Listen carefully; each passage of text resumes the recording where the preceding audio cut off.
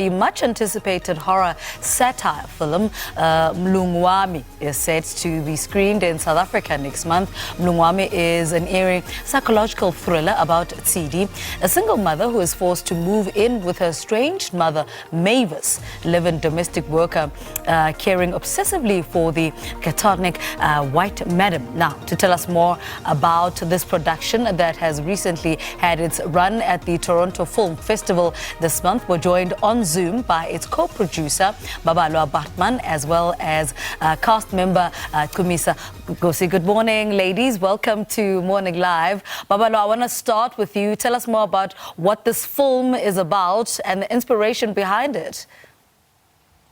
Fantastic. Well, Mlungu Wam, as you said, is a satire that basically is our way of highlighting the ongoing inequality in the country, and we do that by telling the story from the perspective of women and telling the story through Tsidi's character, played by Chumisa, and her estranged mother, who's a live-in domestic worker, as well as the relationship that she has with her madam.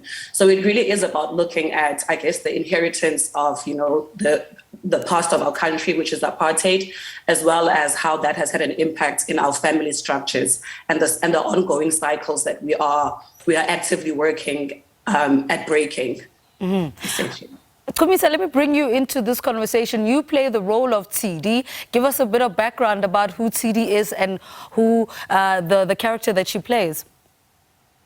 Tsidi is a single mother who was raised by her grandmother in the township of Guguletu.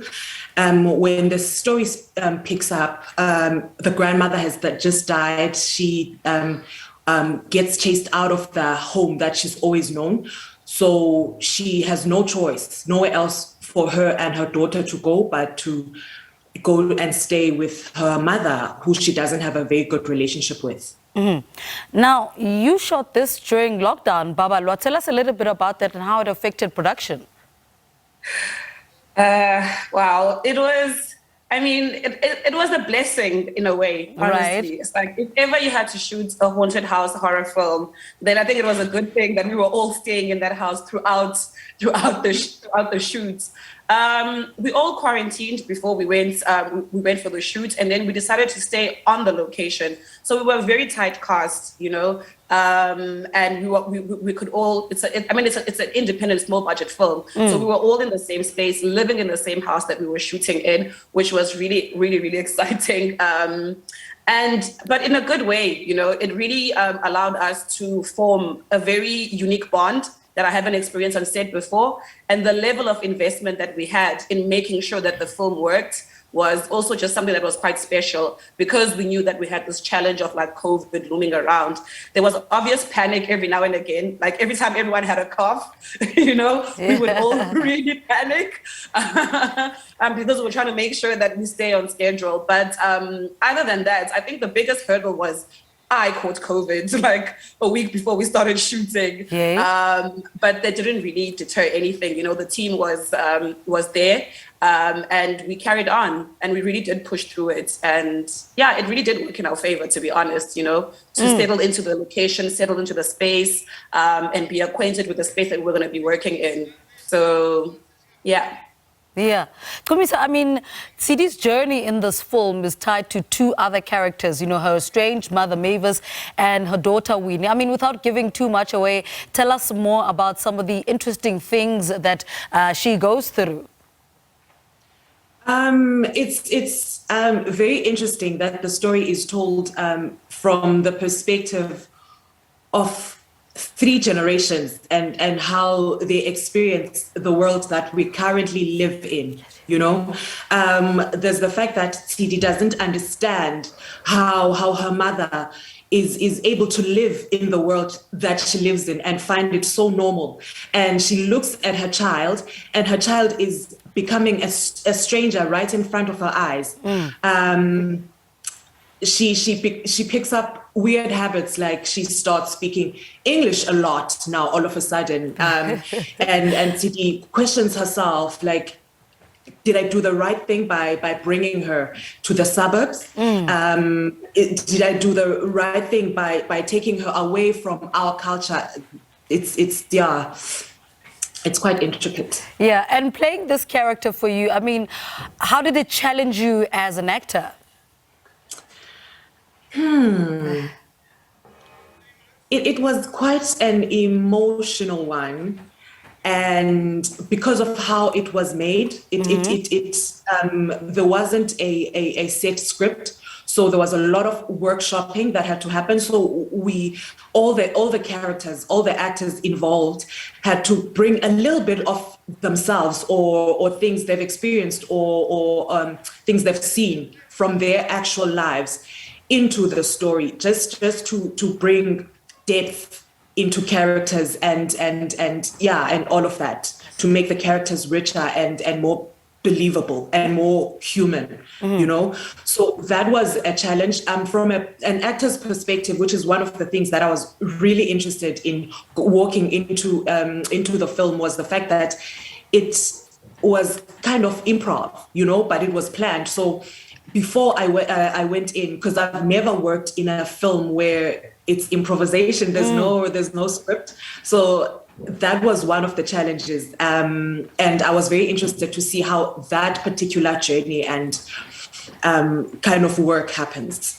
Babalwa, I mean, you had a run at the Toronto International Film Festival. How did that go, and how much of the improvisation that Chumisa talks about really attracted the people who watched the film at the festival? I mean, the film is really doing well.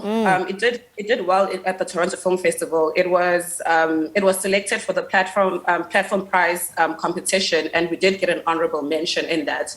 So it's done quite well, and it's still doing its rounds like internationally across quite a number of festivals, which is why we thought it was quite important for us to really bring it back home. And I mean, the way in which we work with Jenna Best, who's my co-writer and director as well, is that we're quite collaborative in the storytelling process. And I think because we tackle social issues a lot in our filmmaking, we know that it's not just our story, you know. I mean, like this, for instance, is a South African story, and there is some proximity or other, you know, to the nature of the story, the idea of generational trauma amongst, you know, 3 generations of women and not having a family. So extending the story and the conversation to our actors, as we found, that actually gives the stories way more layers. You know, it's like 5 brains are always better than 1, you know, and we're not too cagey, you know, about opening the story up. And what we found is that it allows the actors to take way more ownership. And I mean, like the way in which Chumisa just took Tsidi and gave her this level of grace and dignity that maybe we had not even seen in the character, is one of those value adds, you know, that we get by just opening the story up and allowing for this, you know, improvisation and collaborative approach to the story. And it works. It really, really works for us in the layers that it gives the story. And I mean, it is something that a lot of people have, a lot of times when we explain the process, people don't really get it. And I think with this film in particular, you know, like, people can see that it works, you know, because people are like, how do you go and shoot a film without a script, you know? But we sit, you know, and we workshop the characters and we speak about Tsidi with Chumisa. Do you think this is natural for this character? Do you really see her doing this? And that conversation, you know, just having that time to workshop the character really allows, you know, the actors to take a level of ownership that is quite different from just receiving a script and going through it. So it works. All right. Ladies, thank you so much for talking to us. Good luck with the film in South Africa. Producer and cast member Babalwa Baartman and Chumisa Cosi. And they've been speaking to us about their film called Mlungu Wam.